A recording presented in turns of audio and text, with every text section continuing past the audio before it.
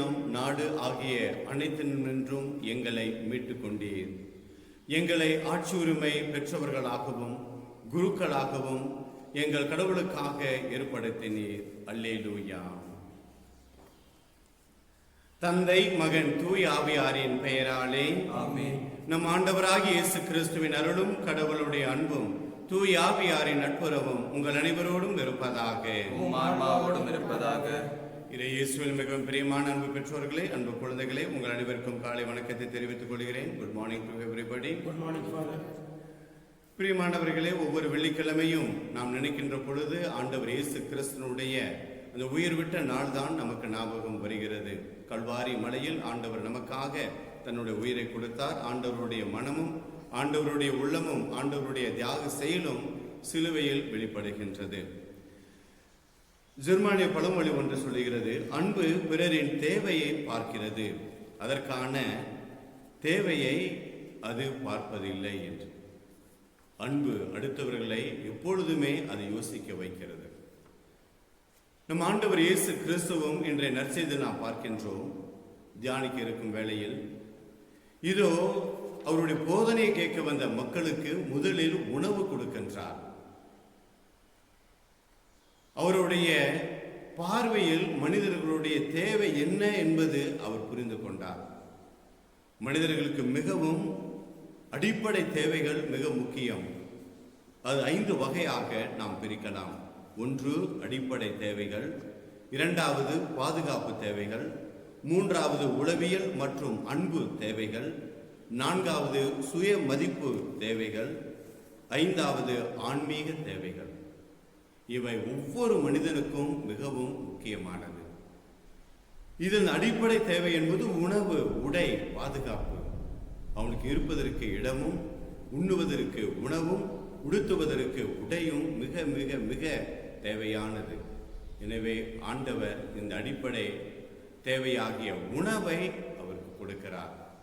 போதனையை காட்டிலும் சாதனை மிகவும் முக்கியமானது, செயல் முக்கியமானது. வாங்க, வந்துட்டு போங்க, நலமா இருக்கிறீங்களா என்று நாம் அடுத்தவர்களை பார்த்து கேட்பதை விட வாங்க, வந்து சாப்பிட்டு போங்க என்று சொல்லுகின்ற பொழுது அங்கே பாசத்தினுடைய மதிப்பு பல மடங்கு கூடுகிறது. அன்பின் மதிப்பு பல மடங்கு கூடுகிறது. ஆம் பிரியமானவர்களே, இது ஒரு அருமையான தருணம். இது இந்த வைரஸ் தொற்று நோயின் மூலமாக இந்த ஊரடங்கு சட்டத்தினால் நாம் வீட்டுக்குள் முடங்கி கிடக்கின்றோம்.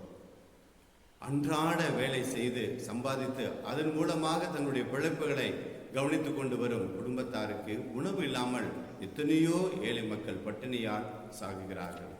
எனவே அவருடைய பட்டினிகள் நீங்குவதற்காக நாம் ஜெபிக்க வேண்டும். ஜெபிப்பதோடு நாம் நின்று விடாமல் நம்மளுடைய அக்கம் பக்கம் வீட்டில் யாரெல்லாம் பசியோடு இருக்கிறார்களோ அவர்களுக்கு நம்மளுடைய உணவை நாம் பகிர்ந்து கொடுக்கின்ற பொழுது கண்டிப்பாக ஆண்டவருடைய ஆசீர்வாதம் பல மடங்கு நமக்கு கிடைக்கும்.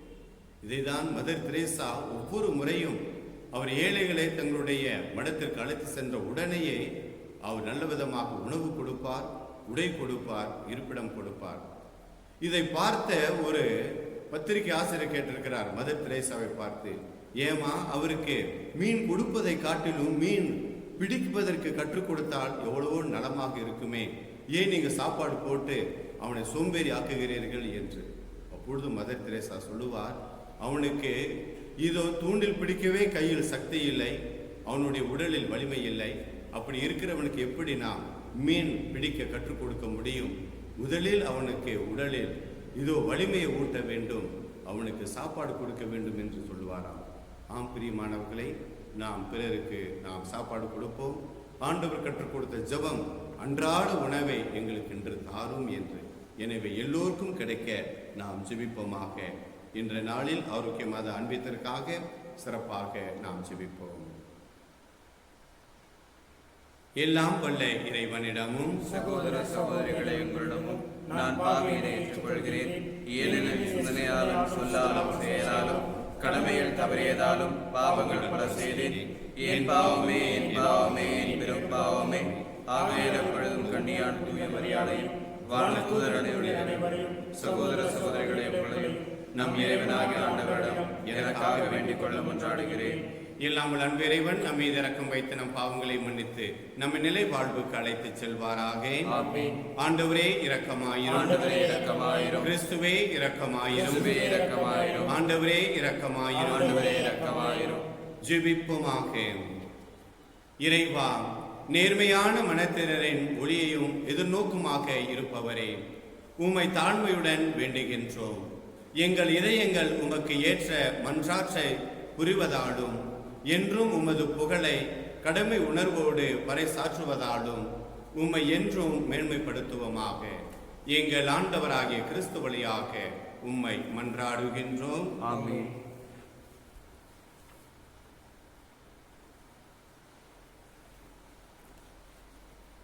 முதல் வாசகம் திருத்தூதர் பணிகள் நூலிலிருந்து வாசகம்.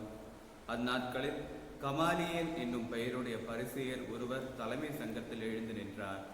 இவர் மக்கள் அனைவராலும் மதிக்கப்பட்ட திருச்சட்ட ஆசிரியர். திருத்தூதரை சிறிது நேரம் வெளியே போகும்படி ஆணையிட்டு அவர் சங்கத்தாரை நோக்கி கூறியது: இஸ்ராயேல் மக்களே, இந்த மனிதர்களுக்கு நீங்கள் செய்ய எண்ணியுள்ளதை குறித்து எச்சரிக்கையாயிருங்கள். சிறிது காலத்திற்கு முன்பு தெயுதா என்பவன் தோன்றி தான் பெரியவன் என்று கூறிக்கொண்டு ஏறத்தாழ 400 பேரை தன்னுடன் சேர்த்து கொண்டான். ஆனால் அவன் கொல்லப்பட்டான். அவனை பின்பற்றிய அனைவரும் சிதறி போகவே அந்த இயக்கம் ஒன்றுமில்லாமல் போயிற்று. இவற்றுக்கு பின்பு மக்கள் தொகை கணக்கிடப்பட்ட நாட்களில் கலிலேயனான யூதா என்பவன் தோன்றி தன்னோடு சேர்ந்து கிளர்ச்சி செய்யும்படி மக்களை தூண்டினான். அவனும் அழிந்தான். அவனை பின்பற்றிய மக்கள் அனைவரும் சிதறி போயினர். ஆகவே இப்போது நீங்கள் இம்மனிதர்களை விட்டுவிடுங்கள் என நான் உங்களுக்கு கூறுகின்றேன். இவர்கள் காரியத்தில் நீங்கள் தலையிட வேண்டாம். இவர்கள் திட்டமும் செயலும் மனிதரிடத்திலிருந்து வந்தவை என்றால் அவை ஒழிந்து போகும். அவை கடவுளை சார்ந்தவை என்றால் நீங்கள் அவற்றை ஒழிக்க முடியாது. நீங்கள் கடவுளோடு போரிடுபவர்களாகவும் ஆவீர்கள். அவர் கூறியதை சங்கத்தார் ஏற்றுக்கொண்டனர். பின்பு அவர்கள் திருத்தூதர்களை அழைத்து அவர்களை நையம் புடைத்து இயேசுவை பற்றி பேசக்கூடாது என்று கட்டளையிட்டு விடுதலை செய்தனர். இயேசுவின் பெயரை முன்னிட்டு அவமதிப்புக்குரியவர்களாக கருதப்பட்டதால் திருத்தூதர்கள் மகிழ்ச்சியோடு தலைமை சங்கத்தை விட்டு வெளியே சென்றார்கள். அவர்கள் நாள்தோறும் கோவிலிலும் வீடுகளிலும் தொடர்ந்து கற்பித்து இயேசு கிறிஸ்துவை பற்றிய நற்செய்தியை அறிவித்து வந்தார்கள். ஆண்டவரின் அருள்வாக்கு. இறைவனுக்கு நன்றி. பதிலுரை பாடல் பல்லவி. ஆண்டவரின் இல்லத்தில் நான் குடியிருக்க வேண்டும். ஆண்டவரின் இல்லத்தில் நான் குடியிருக்க வேண்டும். ஆண்டவரே என் ஒளி, அவரே என் மீட்பு, யாருக்கு நான் அஞ்ச வேண்டும்? ஆண்டவரே என் உயிருக்கு அடைக்கலம், யாருக்கு நான் அஞ்சு நடக்க வேண்டும்? பல்லவி. ஆண்டவரின் இல்லத்தில் நான் குடியிருக்க வேண்டும். நான் ஆண்டவரிடம் ஒரு விண்ணப்பம் செய்தேன், அதையே நான் நாடி தேடுவேன். ஆண்டவரின் இல்லத்தில் என் வாழ்நாள் எல்லாம் நான் குடியிருக்க வேண்டும். ஆண்டவரின் அழகை நான் காண வேண்டும். அவரது கோவிலில் அவரது திருவுளத்தை கண்டறிய வேண்டும். பல்லவி. ஆண்டவரின் இல்லத்தில் நான் குடியிருக்க வேண்டும். அல்லேலூயா, அல்லேலூயா. அல்லேலூயா, அல்லேலூயா. மனிதன் அப்பத்தினால் மட்டுமல்ல, மாறாக கடவுளின் வாய் சொல் ஒவ்வொன்றாலும் வாழ்வர். அல்லேலூயா, அல்லேலூயா, அல்லேலூயா. ஆண்டவர் உங்களோடு இருப்பாராக. உம் ஆன்மாவோடும் இருப்பாராக. புனித யோவான் எழுதிய பரிசுத்த நற்செய்தியிலிருந்து வாசகம். ஆண்டவரே மாட்சி உமக்கே. 6ஆம் அதிகாரம் இறைவசனங்கள் 1-15 முடிய. அக்காலத்தில் இயேசு கலிலேயா கடலை கடந்து மறுகரைக்கு சென்றார். அதற்கு திபேரியா கடல் என்றும் பெயர் உண்டு. உடல் நலம் அற்றோருக்கு அவர் செய்து வந்த அரும் அடையாளங்களை கண்டு மக்கள் பெரும் திரளாய் அவரை பின்தொடர்ந்தனர்.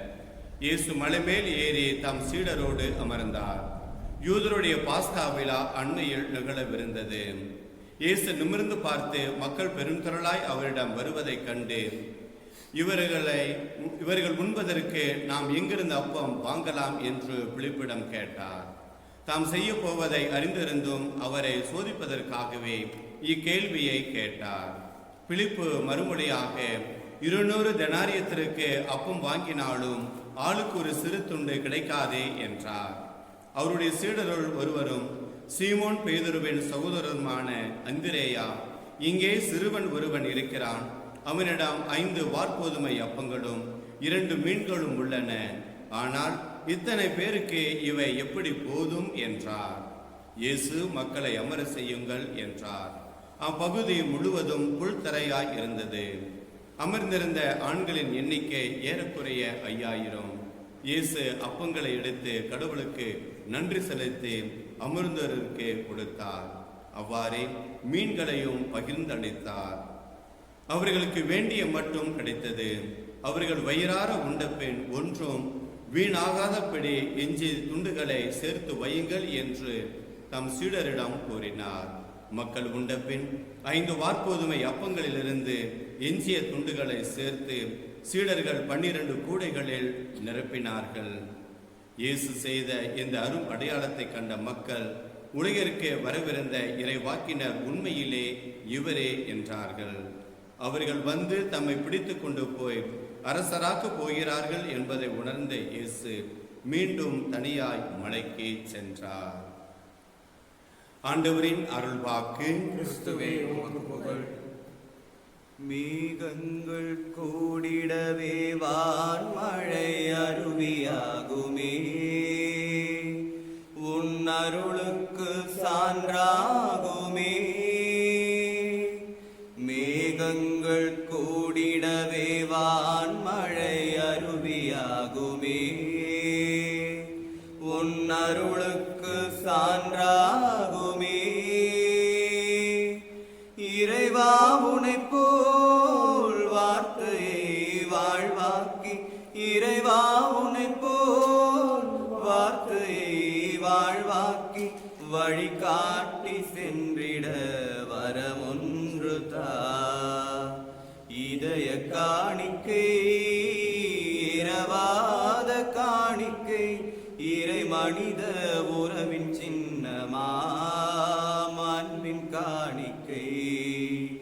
இதய காணிக்கை இரவாத காணிக்கை. சகோதரன் சகோதரிகளே, என்னுடையதும் உங்களுடையதுமான இவ்வழி எல்லாம் உள்ள தந்தையாக இறைவனுக்கு ஏற்றதாகும்படி மன்றாடுங்கள். ஆண்டவர் தமது பெயரை புகழ்ச்சிக்காகவும் மாட்சிக்காகவும் நமது நன்மைக்காகவும் புனித திருவயணத்தினர்களுக்காகவும் உமது கையில் இருந்து வரியை ஏற்றுக்கொள்வாராக. ஆண்டவரே, உமது குடும்பத்தின் காணிக்கைகளை இரக்கத்தோடு ஏற்றுக்கொள்ள உம்மை வேண்டுகின்றோம். அதனால் உமது பாதுகாவலின் உதவியால் தான் பெற்றுக்கொண்டதை ஒருபோதும் இழந்து விடாமல் அது நிலையான பரிசை அடைவதாக எங்கள் ஆண்டவராகிய கிறிஸ்து வழியாக உம்மை மன்றாடுகின்றோம். ஆமென். ஆண்டவர் உங்களோடு இருப்பாராக, ஆன்மாவோடும் இருப்பாராக. இதயங்களை மேலே எழுப்புங்கள். ஆண்டவரிடம் எழுப்பியுள்ளோம். நம் இறைவனாகிய ஆண்டவருக்கு நன்றி கூறுவோம். அது தகுதியும் நீதியுமானது. ஆண்டவரே, எக்காலத்திலும் உம்மை புகழ்ந்துரைப்பதும் எல்லாவற்றுக்கும் மேலாக எங்கள் பாஸ்டா ஆகிய கிறிஸ்து பலியான சிறப்பான காலத்தில் உம்மை இன்னும் மிகுதியாக வாழ்த்தி போற்றுவதும் மெய்யாகவே தகுதியும் நீதியுமாகும், எங்கள் கடமையும் மீட்புக்குரிய செயலும் ஆகும். ஏனெனில் உலகின் பாவங்களை போக்கும் மெய்யான செம்மறி அவரே. எங்கள் சாவை தமது சாவால் அளித்தவரும் தமது உயிர்ப்பினால் எங்கள் வாழ்வை புதுப்பித்தவரும் அவரே. ஆகவே பாஸ்டா மகிழ்ச்சி பொங்க அனைத்துலகின் மாந்தர் அனைவரும் மக்களிக்கின்றனர். அவ்வாறே ஆற்றல் மிக்கோரும் அதிகாரம் கொண்ட தூதர்களும் மது மாட்சிமையை புகழ்ந்து பாடி ஒரே குரலாய் சொல்லுவதாவது: தூயவர் தூயவர் தூயவர், வான்படைகளின் கடவுளாம் ஆண்டவர். விண்ணகமும் மண்ணகமும் உமது மாட்சியால் நிறைந்துள்ளன. உன்னதங்களிலே ஓசானா. ஆண்டவர் பெயரால் வருகிறவர் ஆசி பெற்றவர். உன்னதங்களிலே ஓசானா. ஆண்டவரே, நீர் மெய்யாகவே தூயவர், தூய்மை அனைத்திற்கும் ஊற்று. ஆகவே உம்முடைய தூய ஆவியை பொழிந்து இக்காணிக்கைகளை தூய்மைப்படுத்த உம்மை இறைஞ்சி மன்றாடுகிறோம். இவ்வாறு எங்கள் ஆண்டவர் இயேசு கிறிஸ்துவின் தூய திரு உடலாகவும் இரத்தமுமாக இவை எங்களுக்கு மார்பனவாக. அவர் பாடுபட உளம் கனிந்து தம்மை கையளித்த பொழுது அப்பத்தை தம்முடைய திரு கரத்தில் எடுத்து அன்போடு வானக தந்தைக்கு நன்றி செலுத்தி வாழ்த்துரைத்து அதை பிட்டு தம் சீடர்களுக்கு அளித்து கூறியதாவது: அனைவரும் இதிலிருந்து பெற்று உண்ணுங்கள், ஏனெனில் இது உங்களுக்காக கையளிக்கப்படும் என் உடல்.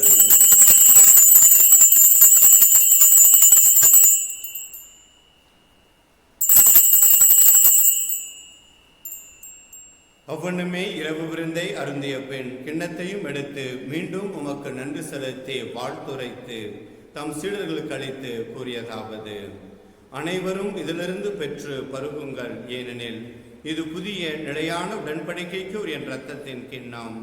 இது பாவ மன்னிப்புக்கென்று உங்களுக்காகவும் பலருக்காகவும் சிந்தப்படும். இதை என் நினைவாக செய்யுங்கள்.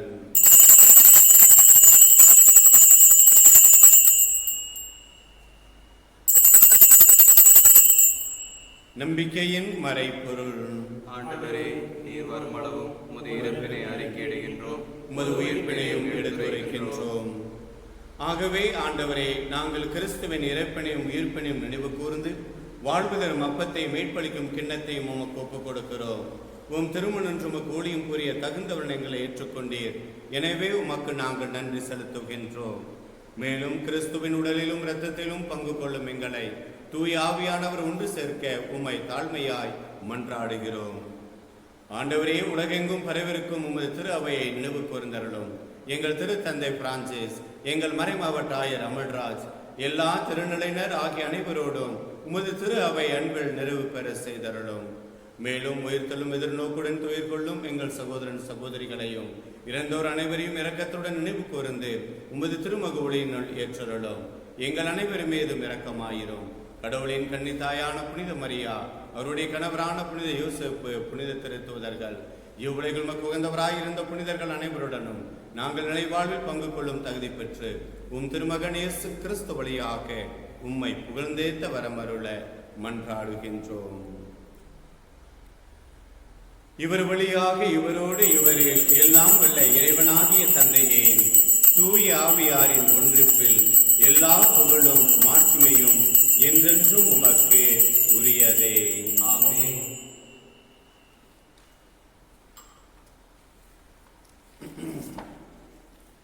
நம் ஆண்டவர் இயேசு கிறிஸ்து நமக்கு ஜெபிக்க கற்றுக் கொடுத்திருக்கின்றார். எனவே துணிவுடன் நாம் ஜெபிப்போம்.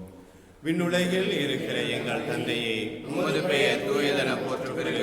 உமது ஆட்சி வருக. உமது திருவுள்ளம் விண்ணுலகில் நிறைவேறுவது போல மண்ணுலகிலும் நிறைவேறுக. எங்கள் அன்றாட உணவை இன்று எங்களுக்கு தாரும். எங்களுக்கு எதிராக குற்றம் செய்தோரை நாங்கள் மன்னிப்போல எங்கள் குற்றங்களையும் மன்னியும். எங்களை சோதனைக்கு உட்படாதேயும் தீமையிலிருந்து எம்மை விடுவித்தருளும். ஆண்டவரே, தீமை அனைத்திலும் இருந்தும் எங்களை விடுவித்து எங்கள் வாழ்நாளில் அமைதியை கனிவுடன் அருள உம்மை மன்றாடுகிறோம். உமது இரக்கத்தின் உதவியால் நாங்கள் பாவத்திலிருந்து எப்பொழுதும் விடுதலை பெற்று யாதொரு கலக்கமும் இன்று நலமாய் இருப்போமாக. நாங்கள் எதிர்நோக்கி இருக்கும் பேரின்பத்திற்காகவும் எம் மீட்பராய் இயேசு கிறிஸ்துவின் வருகைக்காகவும் காத்திருக்கின்றோம். ஏனெனில் ஆட்சியும் வல்லமையும் மாட்சியும் என்றென்றும் உமதே. ஆண்டவரே இயேசு கிறிஸ்துவே, அமைதியை உங்களுக்கு விட்டு செல்கிறேன், என் அமைதியை உங்களுக்கு அளிக்கிறேன் என்றும் திரு தூதர்களுக்கு மொழிந்தீரே. எங்கள் பாவங்களை பாராமல் உமது திரு அவையின் நம்பிக்கையை கண்ணோக்கி உமது திருவள்ளத்துக்கு ஏற்ப அதற்கு அமைதியும் ஒற்றுமையும் அளித்தருள்வீராக. என்றென்றும் வாழ்ந்து ஆட்சி செய்கின்றவர் நீரே. ஆமென். ஆண்டவருடைய அமைதி உங்கள் அனைவரோடும் இருப்பதாக. ஆன்மாவோடும் இருப்பதாக. இறைவன் தரும் அமைதியை பெற்று பகிர்ந்து கொடுப்போம். அமைதி உண்டாகுக. உலகின் பாவங்களை போக்கும் இறைவனின் செம்மறியே, எம்மேல் இரக்கம் வையும். உலகின் பாவம் போக்கும் இறைவனின் செம்மறியே, எம்மேல் இரக்கம் வையும். உலகின் பாவங்களை போக்கும் இறைவனின் செம்மறியே, எமக்கு அமைதி அருளும். இதோ நம் ஆண்டவர் இயேசு கிறிஸ்து உலகின் பாவங்களை போக்குகின்ற செம்மறி. இந்த செம்மறியின் திருவிருந்திற்கு அழைப்பு பெற்ற நாம் அனைவரும் பேறு பெற்றோர். ஆண்டவரே, நீரும் இல்லத்தில் எழுந்தருளுவராக தகுதியற்றவர். ஆனால் ஒரு வார்த்தை மட்டும் சொல்லியருள், எனது ஆன்மா நலமடையும். ஆண்டவரை முடித்து உடலை கொடுக்கின்ற அதை வாழ்வு தருவீராக. ஆமென்.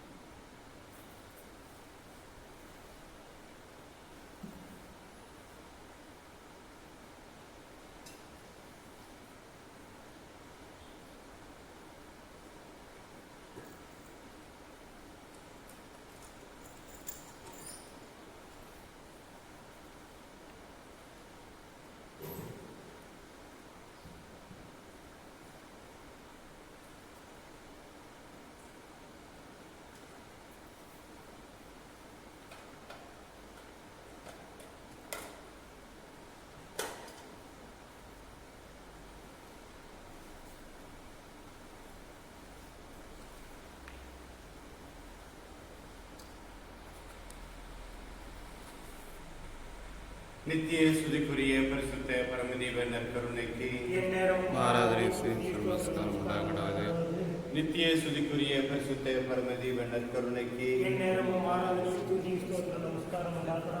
நித்திய சுதிக்குரிய பரிசுத்த பரமதேவ நற்கருணைக்கு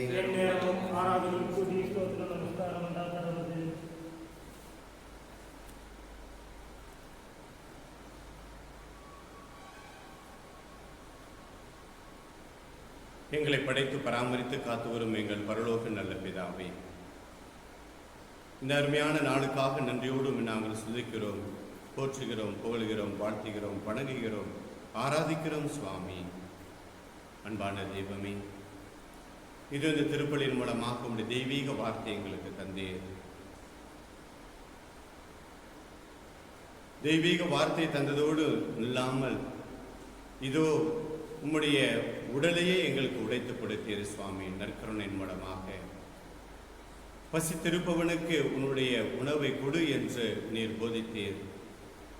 உம்முடைய உடலே எங்களுக்கு உணவாக தந்ததற்காக, நற்கருணையாக எங்களுடைய ஆன்ம உணவாக நீர் இறங்கி வந்ததற்காக நன்றியோடு நாங்கள் போற்றுகிறோம், சுதிக்கிறோம், உம்மை வாழ்த்துகிறோம் சுவாமி. இந்த நாளிலும் கூட இதோ இந்த தொற்று நோயானது பரவிக்கொண்டிருக்க காரணத்தினால் ஊரடங்கு சட்டத்தின் மூலமாக வீட்டுக்குள் முடங்கி இருக்கின்ற அனைத்து மக்களையும் ஒப்புக் கொடுக்கின்றோம். அதிலும் குறிப்பாக ஏழைகளை ஒப்புக் கொடுக்கிறோம். அன்றாடம் உழைத்து அதனால் கிடைக்கக்கூடிய வருமானத்தை வைத்து பிழைத்துக் கொண்டிருந்த மக்களுக்கு இன்றைக்கு இதோ உழைப்பு இல்லாமல், உணவில்லாமல் துயரத்தில் இருக்கக்கூடிய எல்லா பிள்ளைகளுக்கும் உணவு கிடைக்கக்கூடிய ஆசீர்வாதத்தையும் உபகாரிகளையும் நீர் வெளிப்படுத்தியருளும் சுவாமி. இதோ பிறருக்கு உதவி செய்யணும் என்று வாய்ப்புகள் தேடிக்கொண்டு இருப்பவர்களுக்கு எங்கெங்கெல்லாம் ஏழைகள் இருக்கிறார்களோ, பசியோடு இருக்கிறார்களோ அவர்களை நீர் காட்டியருளும் சுவாமி. தேசத்தை ஒப்புக் கொடுக்கின்றோம், திரு அவை ஒப்புக் கொடுக்கின்றோம், மருத்துவர்களையும், காவல் அதிகாரிகளையும், அரசாங்க அதிகாரிகளையும், பிரதம மந்திரியையும், முதல் மந்திரிமார்களையும் அனைவரையும் ஒப்புக் கொடுக்கின்றோம். எங்களுடைய திருத்தந்தை ஒப்புக் கொடுக்கின்றோம், ஆயர்களை ஒப்புக் கொடுக்கின்றோம், குருக்களையும், மருத்துவர்களையும், செவிலியர்களையும், காவல் அதிகாரிகளையும் ஒப்புக் கொடுக்கிறோம். ஒவ்வொருவரையும் சுவாமி உம்முடைய திரு கரம் கொண்டு ஆசீர்வதித்து வழிநடத்தியருளும். எல்லோருக்கும் நீர் பலனாக இருந்தருளும்.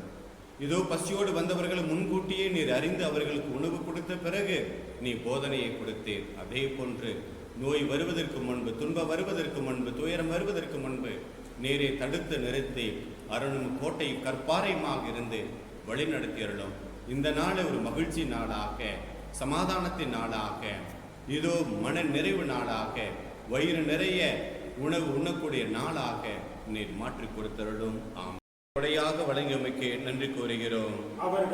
இளைஞர் இயேசு உயிர் ஆற்றலுடன் என்றும் வாழ்கிறார் என்பதை கண்டு கொள்வதற்கு தூய ஆவியாரை எம்மேல் பொழிவதற்காக நன்றி கூறுகின்றோம்.